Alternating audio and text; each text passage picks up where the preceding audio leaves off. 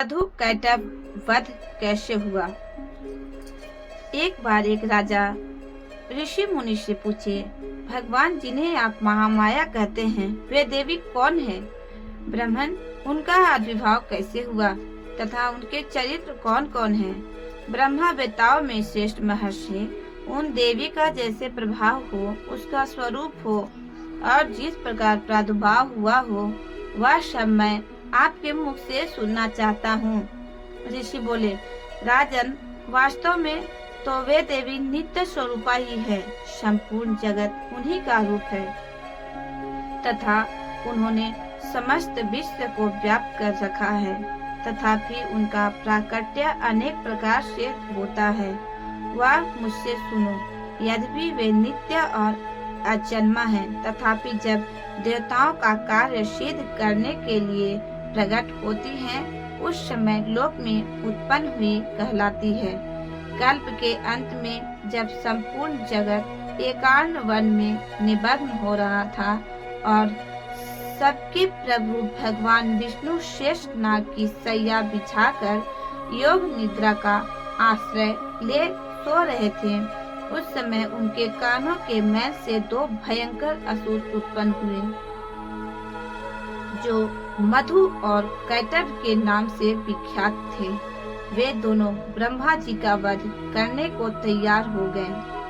भगवान विष्णु के नाभि कमल में विराजमान प्रजापति ब्रह्मा जी ने जब उन दोनों भयानक असुरों को अपने पास आया और भगवान को सोया हुआ देखा, तब एकाग्रचित्त होकर उन्होंने भगवान विष्णु को जगाने के लिए उनके नेत्रों में निवास करने वाली योग निद्रा का स्तवन आरंभ किया, जो इस विश्व की आदिश्वरी, जगत को धारण करने वाली, संसार का पालन और संहार करने वाली तथा तेज स्वरूप भगवान विष्णु की अनुपम शक्ति है। उन्हीं भगवती निद्रा देवी की भगवान ब्रह्मा स्तुति करने लगे।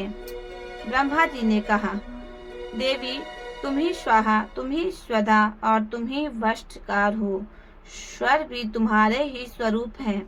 तुम ही जीवन दायिनी सुधा हो। नित्य अक्षर प्रणव में आकार, उकार, मकार, इन तीन मात्राओं के रूप तुम ही स्थिर हो तथा इन तीन मात्राओं के अतिरिक्त जो बिंदु रूपा नित्य अर्धमाता है, जिसका विशेष रूप से उच्चारण नहीं किया जा सकता है, वह भी तुम ही हो।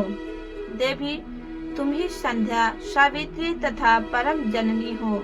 देवी, तुम ही इस विश्व ब्रह्मांड को धारण करती हो। तुमसे ही इस जगत की सृष्टि होती है। तुम ही से इसका पालन होता है और सदा तुम ही कल्प के अंत में सबको अपना ग्रास बना लेती हो। जगन्मयी देवी, इस जगत की उत्पत्ति के समय तुम सृष्टि रूपा हो, पालन काल में स्थिर रूपा हो तथा कल्पांतक के समय संहार रूप धारण करने वाली हो। तुम ही महाविद्या, महामाया, महामेघा, महास्मृति, महामोह रूपा, महादेवी और महाअश्वी हो। तुम्हें तीनों गुणों को उत्पन्न करने वाली हो, सबकी प्राकृतिक हो। भयंकर काल रात्रि, महारात्रि और मोह रात्रि भी तुम ही हो। तुम ही श्री, तुम ही ईश्वरी, तुम ही हिम और तुम ही मोद स्वरूपा बुद्धि हो। लज्जा, पुष्टि, तुष्टि, शांति, क्षमा भी तुम ही हो। तुम खड़ग धारिणी, शूल धारिणी, बौद्ध रूपा तथा गद्दा, चक्र, शंख और धनुष धारण करने वाली हो। बाण, भुसुंडी और परिध ये भी तुम्हारे अस्त्र हैं। तुम सौम्य और सौम्यतर हो। इतना ही नहीं, जितने भी सौम्य एवं सुंदर पदार्थ हैं, उन सब की अपेक्षा तुम अत्यधिक सुंदरी हो। पर और अपर सबसे परे रहने वाली परमेश्वरी तुम ही हो।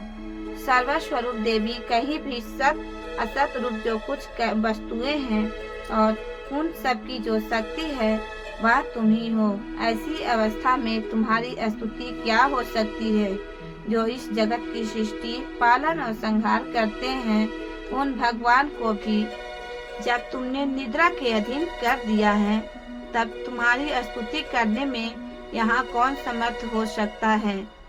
मुझको भगवान शंकर को तथा भगवान विष्णु को भी तुम्ही ने शरीर धारण कराया, अतः तुम्हारी स्तुति करने की शक्ति किसमें है।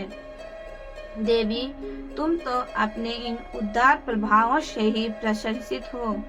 ये जो दोनों दुर्धर्ष असुर मधु और कैटभ हैं, इनको मोह में डाल दो और जगदीश्वर भगवान विष्णु को शीघ्र ही जगा दो। साथ ही इनके भीतर इन दोनों महान असुरों को मार डालने की बुद्धि उत्पन्न कर दो।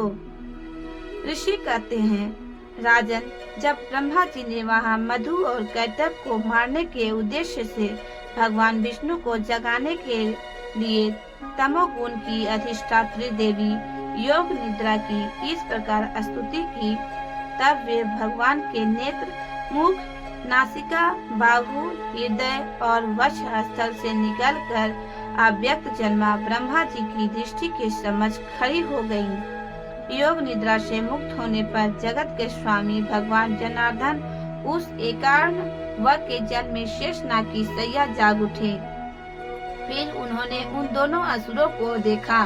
वे दुरात्मा मधु और कैटभ अत्यंत बलवान तथा पराक्रमी थे और क्रोध से लाल आंखें किए ब्रह्मा जी को खा जाने के लिए उद्योग कर रहे थे। तब भगवान श्री हरि ने उठकर उन दोनों के साथ 5000 वर्षों तक केवल बाहु युद्ध किया। वे दोनों ही अत्यंत बल के कारण उन्मत्त हो रहे थे।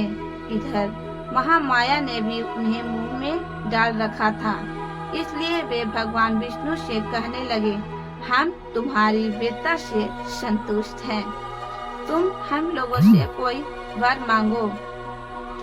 श्री भगवान बोले, यदि तुम दोनों मुझ पर प्रसन्न हो तो अब मेरे हाथ से मारे जाओ।